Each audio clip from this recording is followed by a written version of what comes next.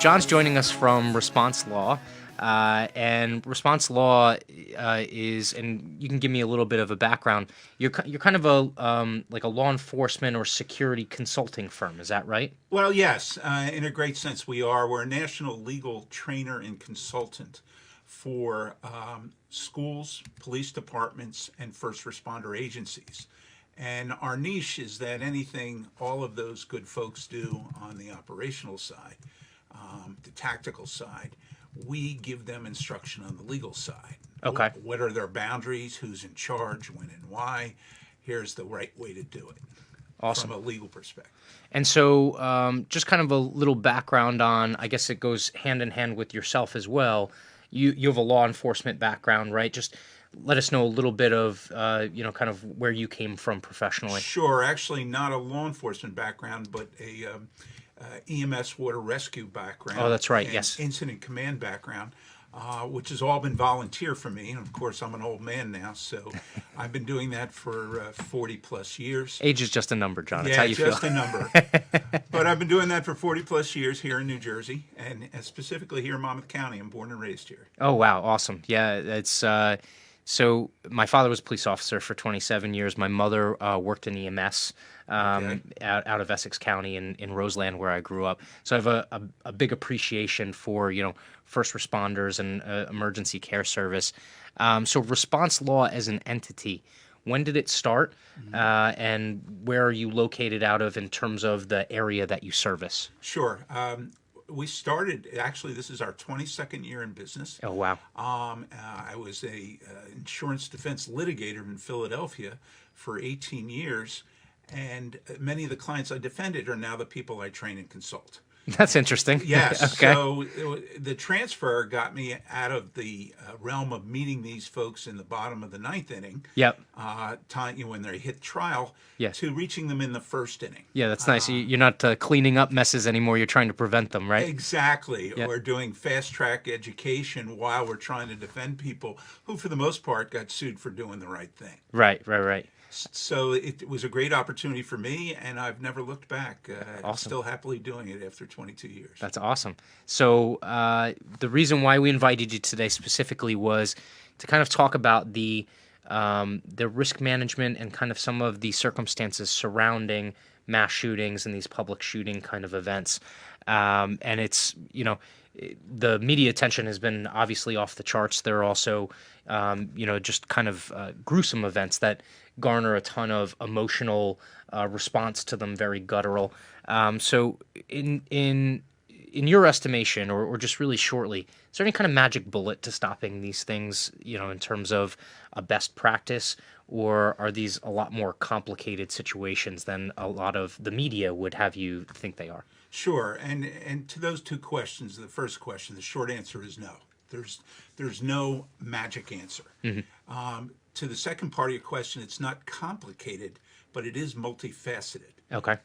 It's a multifaceted approach, and although this is going to sound self-serving, it starts with three key things: training, practice, and awareness. Okay. And not necessarily in that order. Normally the order we do is awareness, then we do the training, and then the schools have to put it into practice. Okay. Knowing that in reality, we will never be able to stop school shootings per se, but we can greatly reduce the risk. Right. And the focus of those trainings are incorporating lessons learned, not so much from shootings that occurred, but from shootings that were thwarted. Okay. Yep. How did they stop them? How did they do that? Where was the information coming from, which is not being publicized? Yeah, no, that was going to be my next point is, we hear about the actual, events that did take place and did kind of cause some of this fallout. What we don't hear about is those situations where, law enforcement or the risk management process in place actually stopped those from happening, or thwarted them kind of, in the beginning throes as opposed to it spiraling out of control. Absolutely. Yeah. So I think the first thing that most that come to people's minds when they think about these events is it's the media attention, also the kind of the political influences. Everyone talks about gun control. Is gun control going to be the thing that dramatically limits these events from happening? In your estimation, is that correct? I mean, does that argument hold water, or is it just kind of maybe some component of the overall answer? And the last part of your question is part of the answer. Okay. The problem I have seen in this country is that if you approach gun control as a light switch issue, yes, it will stop the shootings, or no, it will not. We'll never solve anything. Right.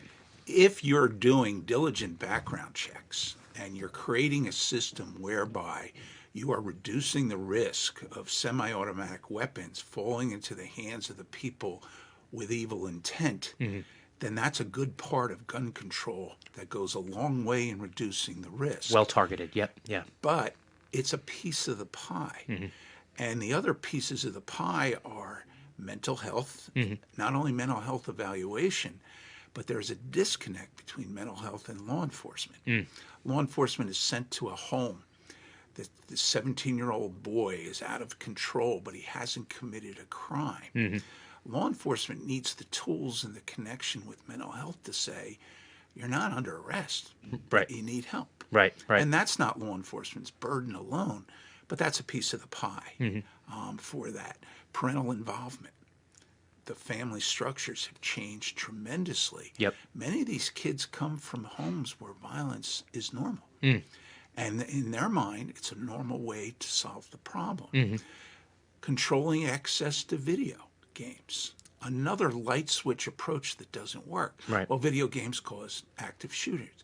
If you do that in a yes or no, you're going to fail. Right. Right. Does it influence and help that person the wrong way, where they develop an inability to distinguish between fantasy and reality? And that is also a piece of the pie. So to the point of the video game discussion, in a lot of cases, like you said, it's the individual living out the fantasy, right? But the fantasy didn't happen because of the video game. The fantasy grew before the video game was the outlet. Is that right? And it's never really alone. It's normally comes with the exposure to a child who already has behavior problems, who already has been exposed to violence, who already may have a mental health issue that has been not addressed. Right. So that kind of leads us into our next question here is, in terms of the profile of someone who ends up perpetrating these types of events, is there a common profile that they all fit? Are there common elements to the profile, but some unique characteristics as well? How does that kind of hash out? Well, the FBI and the Behavioral Analysis Unit in Quantico, Virginia, they're the experts on it. Sure. I'm not, but I've learned a lot from them. And I know, and this is my view, that when you start to use the word profile, it's a dangerous term. Right. Because you create a box. And then once you have the box, your question is, does this student, does this employee fit the box? Right, right. And that's a yes or no. So I stay away from profile. We are actually now, believe it or not, and this is where it's come to in this day and age, we're actually sitting with child study teams in the elementary school level. That's interesting. Okay. Long-term preventive maintenance to say, yes, most of the active shooters are white males, are in their teens to early 20s. However, that's not the end all. Right. What we want you to look for, and this comes from the mental health professionals in all the after-action studies of all the shootings, we want you to look for what we call trends, without saying they fit the box or not. Right, right. And some of the key factors in that trend is the student appear to be brittle, meaning are they showing a pattern of having abnormal reactions to normal events? That doesn't mean they're an active shooter.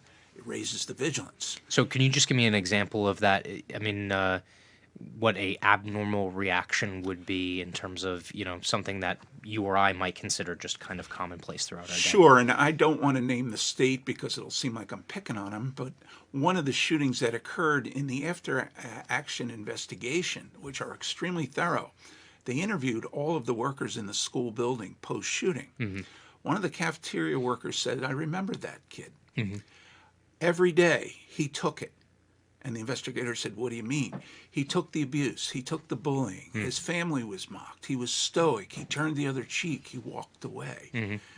But I noticed one day when he went to sit down in an empty chair in the cafeteria and the girl across from him asked him to move over one seat because her friend was coming, he went ballistic, nearly to the point of being violent. Yep. We all lose our cool. But when their pattern develops of that abnormal reaction to a normal event, that raises the bar, Right. which means intervention, not just observation. Right. And so to that point, are there any other kind of warning signs that go into that behavioral component that, I mean, look, in this day and age, especially being located in New Jersey, with the anti-bullying laws as strict as they are, and probably poised to even get a little bit more strict, we almost assume that the school district is omniscient, which is not the case. Right. And nor will they ever be. But a lot of what they have to go off of is just what they see on a daily basis. So in terms of those extreme reactions, is it just those extreme reactions, or in the past have we also seen some of these mass shooters not necessarily have those outbursts in public, but have other behavioral red flags that might have come up, or at least, like you said, kind of established a trend in which they were going? Sure, it's usually a combination of factors, and this is not an all-inclusive answer, but typical examples are as the student becomes isolated, becomes withdrawn, and when they do become vocal, they become very specific, but it's about what they want to do to solve the problem. And active shooters rarely warn their targets or threaten their targets, but they often share very specific information with other people. Right.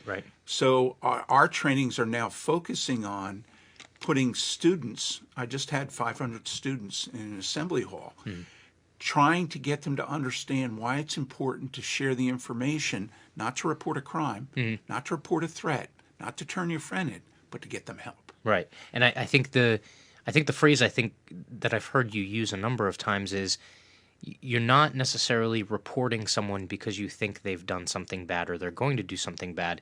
You say, I'm concerned, right? Exactly. Do I have a concern? Yeah. And I'll give you a quick example. We taught child predator signs and symptoms to students and staff in a high school. And one of the signs and symptoms of a child predator, because they like to observe, as do active shooters, without being challenged, is to park their car near a school zone where they have a direct line of sight of the school. They put the hood up on their car as if they're disabled. We asked the students in particular, now that you know that, if you drove into the parking lot as a senior in high school and got out of your car and saw somebody with their hood up, would you call the police because you thought they were a child predator? Nobody's hand went up. I said, would you call the police if you thought the guy was broken down and needed help? And they all raised their hand. Yeah. So we're pushing kids through the help door, not the report door. Because kids shut down. They don't want to be snitches. Well, yeah, and they all face these strong cultural or local cultural issues on every single day as whether they're not going to be accepted, whether they're going to be looked at, like you said, as a rat or a snitch. But I think the message has to hit home that in some cases, you might end up finding help for someone who might not necessarily be headed down the road of a mass shooting, but might be headed down the road of, suicide or some other kind of, acting out type behavior that's dangerous, right? Exactly. And when you talk to students, we learn so much from them. They look at a threatening text, I'm going to blow up the school. An adult looks at that and says, I need to call the police. I need to notify the FBI. If you see something, say something. Kids don't think that new. I think that's a good tact because also in some of the more adult cases, right? So was it the shooting out in San Bernardino? I think there were a number of neighbors that essentially they took note of some of those red flags, but they didn't want to be the person that called foul when maybe they were wrong. Maybe it was just someone who liked to move stuff around in their garage late at night, and they just so happened to have a bunch of, big boxes and stuff like that that looked like they were carrying some, munitions or something like that, right? It's so interesting you talk about that case, because when we do our trainings, whether it's the staff in a school, it's employees at a workplace, or it's the students, they all have 4 major reasons why they won't pick up the phone and call 911. 1, they don't want to be wrong. Right, yep. 2, they don't want to violate the confidentiality or privacy of that person. 3, they don't want to look as though they're being discriminatory. And 4, they're afraid of retaliation. So taking the San Bernardino case, one of the neighbors I gave a lot of points to for being courageous. She said, I should have called 911. Yeah. I should have called 911. I saw what they were doing. Honest answer. I was afraid to call because they were Muslim.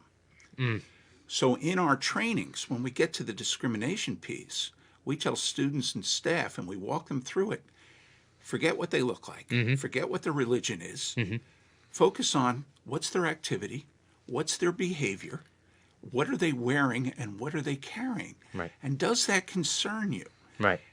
And they all raised their hands saying they had no problem reporting that. We're training people to say, don't be intimidated by that. Respond to it and say, well, I don't know if it's an emergency. That's up to you. Right. But here's what I saw. Here's what I heard. Here's what I smelled. Okay. And I'm giving you that information. The nice thing about that approach is 911 operators are now attuned to saying, okay, I have priorities here. Are they near a school? Are they wearing bulky clothing? All right. Are they dropping their hands to a certain position at their waist or down at their ankles? Right. What is their behavior?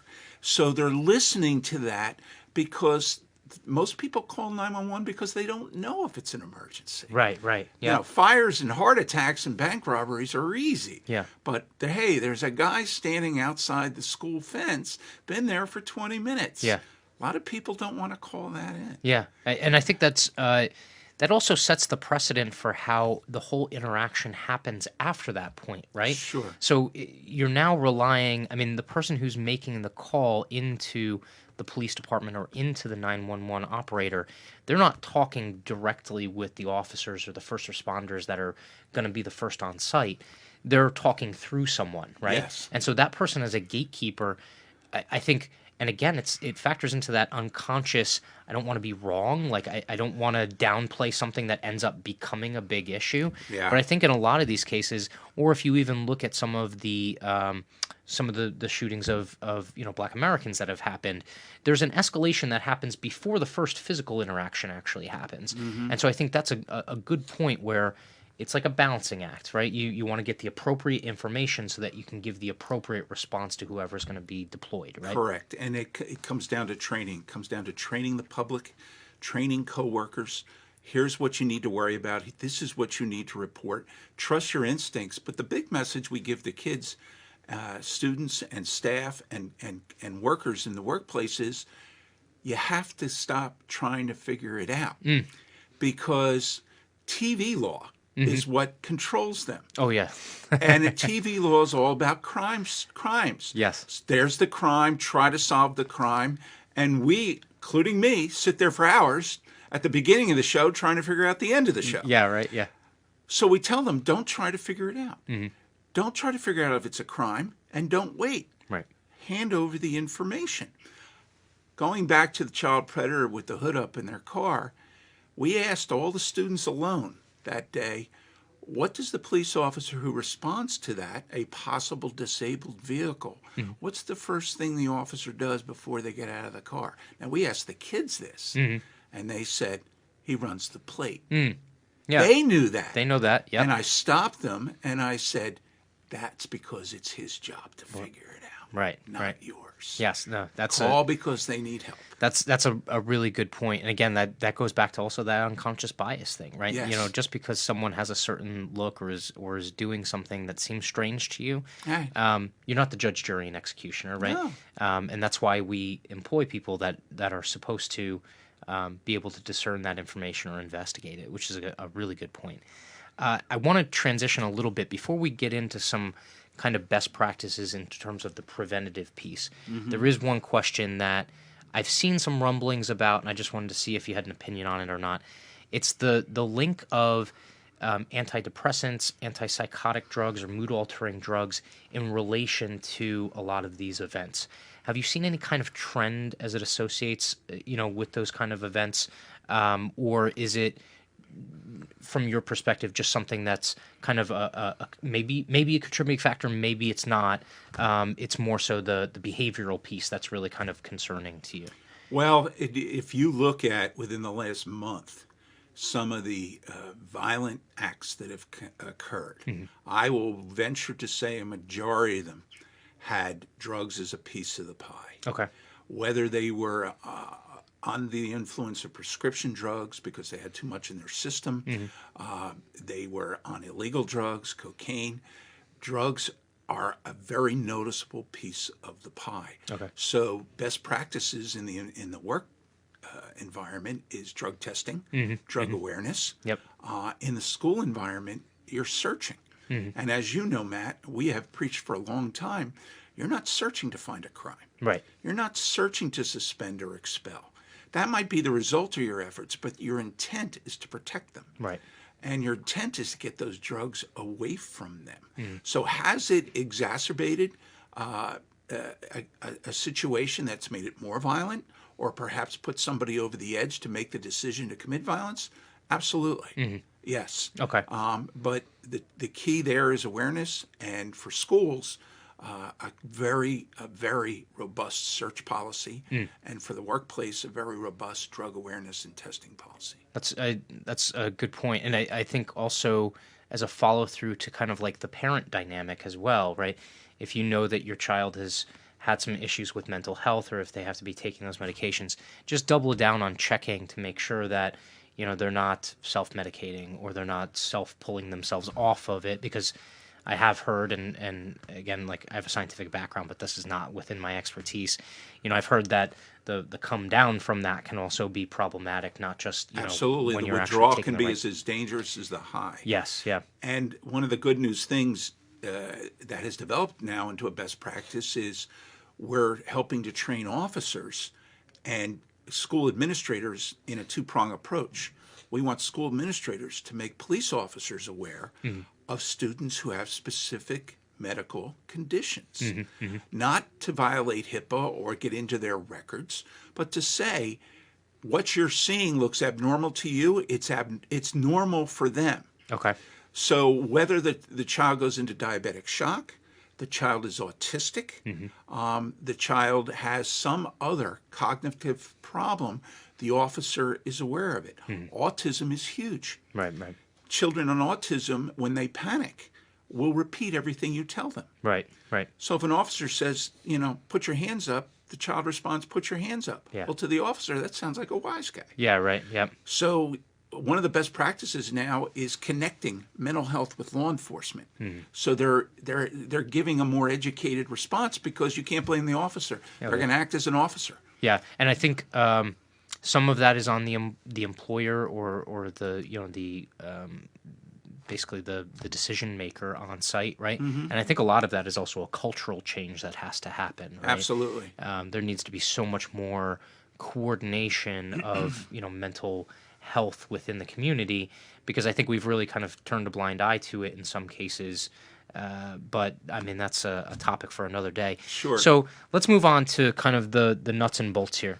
So if I'm an employer, whether I'm, I own a business with a number of employees, whether I have, whether I'm the decision maker at a municipality or a school district or another public entity, or even at a nonprofit, what are some of the best practices? And we talked a couple of them, drug testing, and that also, applies across a wide range of risk management.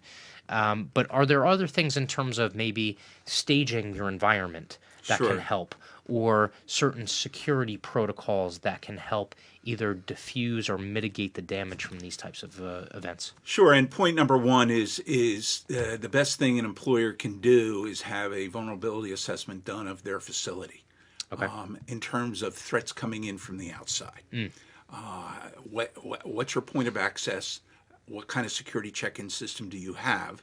And on the tail end of that, it's not only good to be able to put yourself in a position of safety at protecting yourself from those who are coming in the door, but how am I getting out if I have to get out? Right. So vulnerability assessment, number one, Right. get the structure. And to that point, I'm sorry to cut you off, Yeah, but sure. to that point, a lot of people, you see your environment, whether it's your work environment or your home environment, every day, right? So there's almost like atrophy where you grow accustomed to seeing the same setup every day. And so to your point of bringing in someone to do a security profile of your location is great to have an outside set of eyes, because that door that locks on one side and not the other, or can be unlocked from either side, is something that you just take for granted that that's the way the door is. Exactly. Whereas a security professional comes in and says, look, immediately you got to change that. It's going to lock from one side or the other, because you'll either stop egress or you'll allow access to someone, which is a good thought. Yeah. And the mission of vulnerability assessment, whether it be in a workplace or in a school, is to buy time. Yes. How can we slow them down? Yep. How can we delay it? I don't know how many schools I've been in now in the last 2 to 3 years that didn't have, but now do have those porticos. Yes. The entryways. Yep. Where you have a phone, you can pick it up, you're greeted, you're not ignored, but you're not in. Right. Right. And it buys time. Oh, yeah. And law enforcement, not to speak for them, will be the first to say, we need you to buy time. We don't need necessarily to take this guy on, but buy the time. Oh, yeah. And I think there's also, and we can get back to a couple more of your best practices. Sure. But I think there's also a misconception out there that all of these shootings, they fit the visual of the Columbine shooters, or they fit the visual of, the San Bernardino shooter, where it's someone who's familiar who just walks in. I mean, the Columbine shooters were dressed in, black or fatigue kind of wear, but it's someone that you've seen before that you can they can gain access on their own just because they've been in the location before. But in many other cases, it's someone from the outside who hasn't been involved, and they come in dressed like, a UPS worker or a food service worker or something like that. And if you don't have a gatekeeper at the front keeping them and actually providing a filter and actively doing that, yes, that person can then gain access just because they have, brown shorts and a T-shirt on or something like that. Right? Exactly, and that it's a two-pronged approach in the best practice arena. One, you have to have the physical structure to slow them down or stop them. Right. Cause the delay. Two, the person behind the desk has to be trained. Right. And one of the big faults, because we're human and no other reason, is we automatically dismiss what appears to be normal. And all we want you to do is stop and pause and look. Is that the landscaper who's normally here? Is that your mail guy? Right. It's summertime. In the summertime, we see a lot of people out there delivering mail who we don't know. Right. Nothing wrong with that, but take note. Yeah. So it still comes down to awareness training, in addition to the physical facility. Okay, that's good. Anything else in terms of the orientation of the actual environment that can also help in terms of slowing down or stopping? Yeah, and we've done I have a couple of tactical partners, active duty law enforcement, and we do active shooter trainings for private companies, for insurance carriers. Yep. We do them for schools, and the first thing we focus on, they're all ready for the active shooter, and we're saying, well, we'll get to that. Right. But we want to talk about the day-to-day. And we take the phrase, which is a great phrase from the federal government that says, if you see something, say something. And we turn it into, if you see or hear something, tell someone. We have found in a lot of the shootings that were thwarted, especially in the workplace, in the after-action investigations, that the information from the source, the person who suspected something was wrong or that someone was off, went lateral. They told their coworker because they wanted affirmation. Right. Do you think I should call our boss? Do you think I should call 911? And although we want them to call 911 or report to their supervisor, we never water that down. That's not always happening. That system alone doesn't work. Right. And in many of the shootings, they went lateral. Yeah. A student tells a student, coworker tells a coworker, I have a concern. Jim has been off for the last week. This is what he's saying. This is what he's doing. He could care less that he might be fired, but he blew up at lunch because He thought the sandwich was horrible. Yeah. You know, Yeah. and Yeah. and it's those types of things that we want them to. Our first goal is you got to talk. Mm-hmm. You have to share the information, and you have to trust your instincts. Every one of those workers who went lateral, stage 1, immediately went vertical. Yeah. Because they got affirmed. Yeah. So that's the first thing we do. The second best practice is we have to teach them what to look for. Because they know what's normal, they know what fits and doesn't fit, but we get into suspicious activity behavior recognition training. Here's the traits, here's the characteristics that are going to jump out at you. You don't have to look for them, and quite frankly, here's what's been tried before. Right. That's either worked or hasn't worked. So they have that awareness. That's good. If you get that far, you've gone a long way. That's good. That's good. All right, so let's kind of transition to, say you weren't able to thwart it. There's actually an active event or attack that's happening.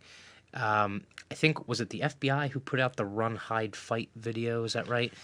FBI, FEMA, Homeland Security, Okay. all have it comes down to the same core things. Okay. Run, hide, fight. Would you advise that most people watch that, if they're in a group workplace, in order to kind of develop a base?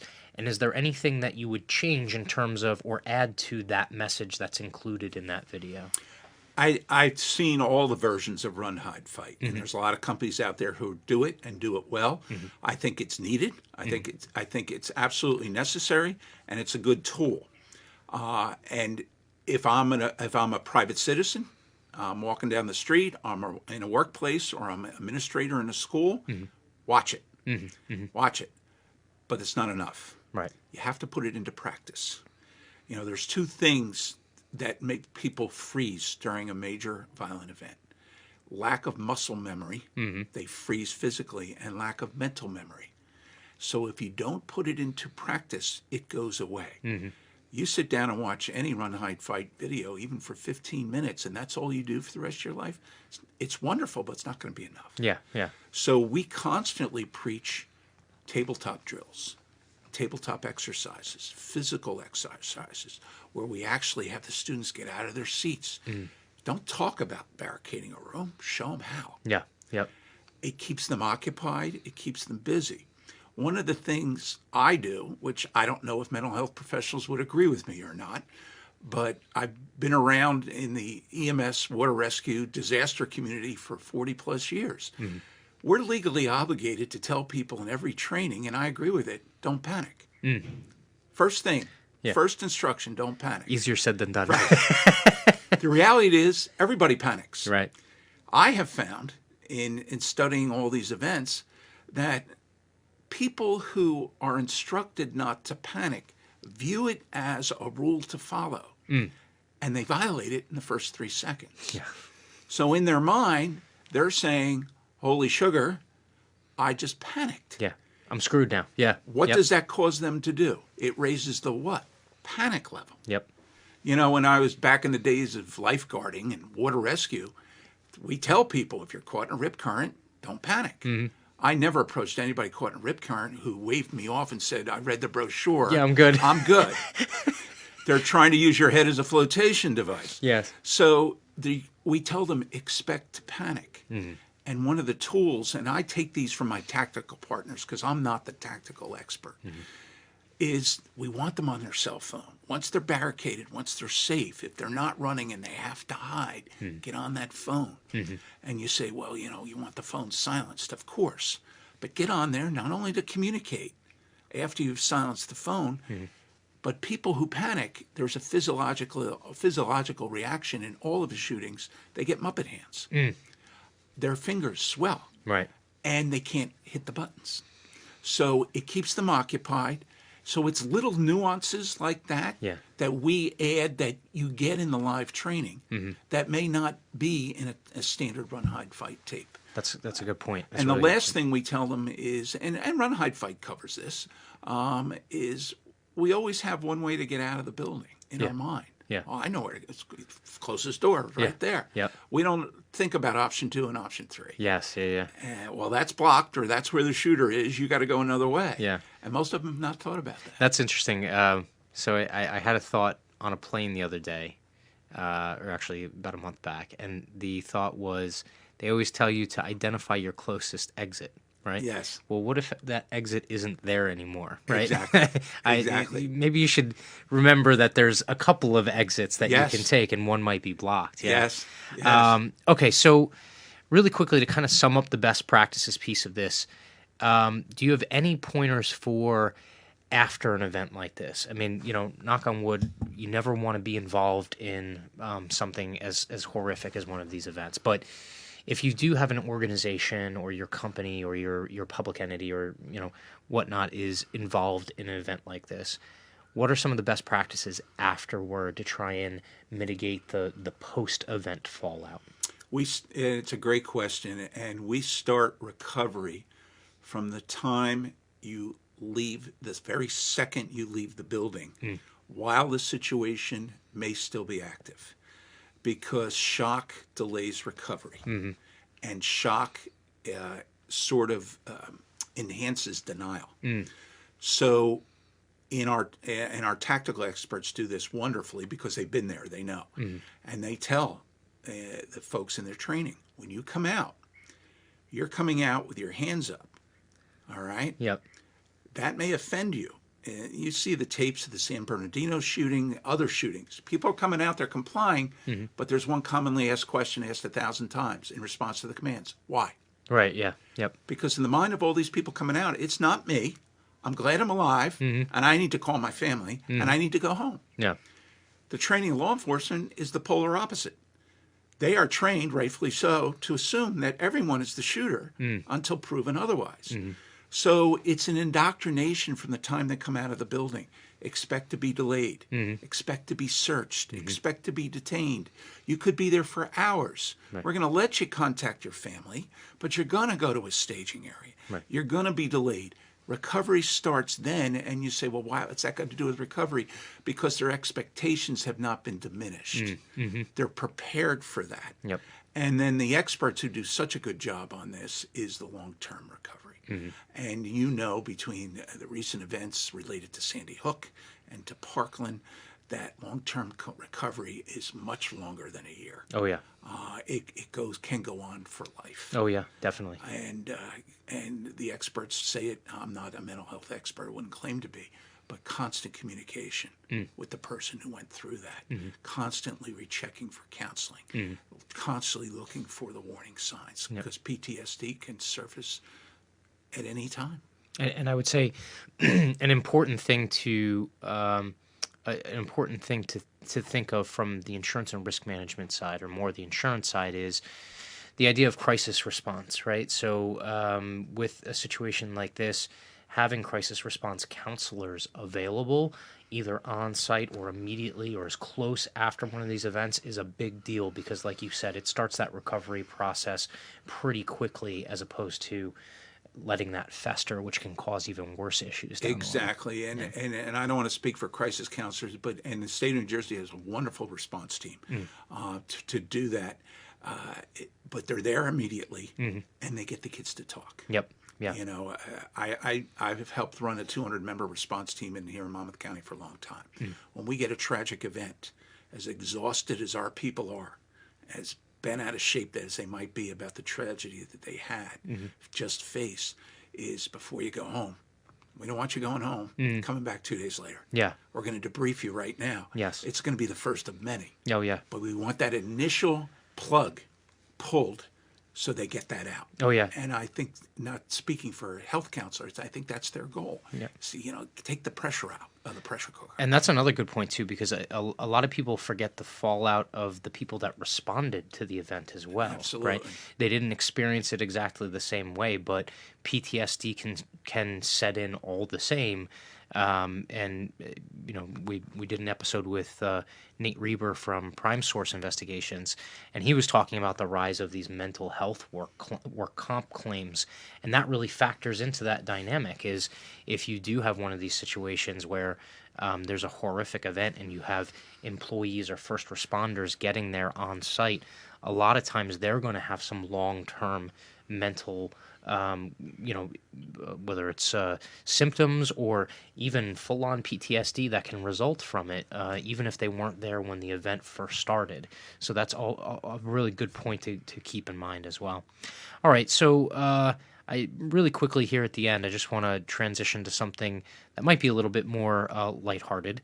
I like to ask as many of my guests as possible what they're currently reading, watching, listening to, and it can come from anywhere. It can be professional development, or it could just be for your own, entertainment or diversion from your day to day. So, does anything come to mind in terms of what you're currently Sure, working on? easily. I read happy novels. Yeah, that's good. Yeah, I read happy novels because a lot of what I do is not happy news. Yeah. I do that, but I also keep a close eye on the media pulse across the country on things that get barely reported.